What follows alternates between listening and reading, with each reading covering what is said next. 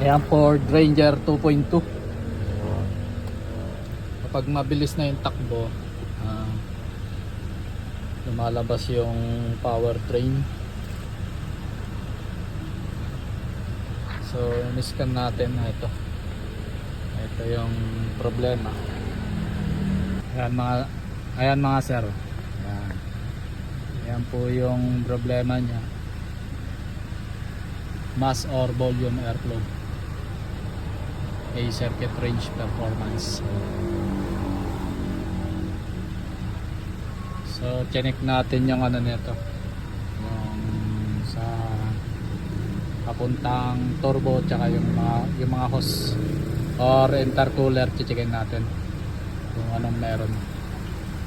Tingnan natin dun sa engine kung anong meron.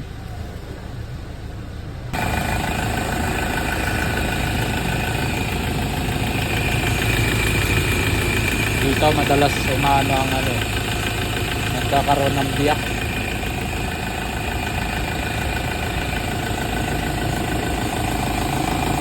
Ito possible nandyan.